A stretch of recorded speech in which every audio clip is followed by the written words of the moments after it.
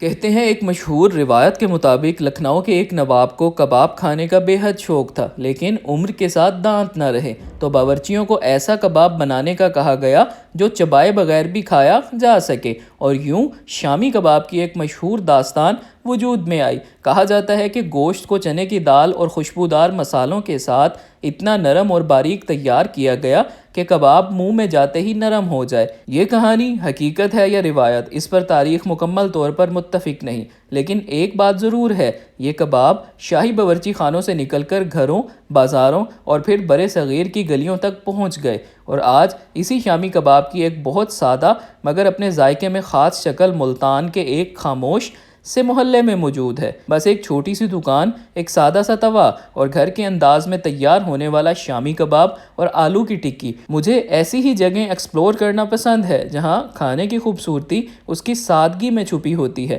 یہ جگہ ہے محلہ کمہاراں والا، النگ دولت گیٹ سے دہلی گیٹ جاتے ہوئے، ملتان۔ اگر آپ ملتان کے ان چھپے ہوئے محلہ سٹائل کھانوں کو ایکسپلور کرنا چاہتے ہیں تو اس جگہ کو ضرور لسٹ میں شامل کریں، کیونکہ ملتان کا اصل فوڈ کلچر صرف مشہور دکانوں میں نہیں، کبھی کبھی ایک خاموش گلی کے اندر چھوٹی سی دکان میں بھی ایک پوری کہانی چھپی ہوتی ہے۔ بڑی زبردست شامی ہوندی A1 الحمدللہ، کم از کم میرے کو 15-20 سال تھی، شامی بڑی زبردست ہوندی ہے۔ A1 شامی ہوندی ہے، جے میں دلی گیٹ اسپیشل تو شامی کھاوا سے آنا تے نال گھر واسے پیک کروا کے گھن وینے۔ بہت اچھا یہ ذائقہ ہے، آلو والی بھی ہے اور چکن والی بھی، شامی بہت اچھی ہے، بہت عرصے سے آ رہے ہیں۔ میرا نام ابوبکر صدیق ہے، میں تقریباً 20 سال سے شامی بیچ رہا ہوں۔ چکن شامی 50 کی، آلو والی 30 کی، نان 20 روپے میں۔ جب آپ آگے شامی ٹرائی کریں بار بار آئیں گے۔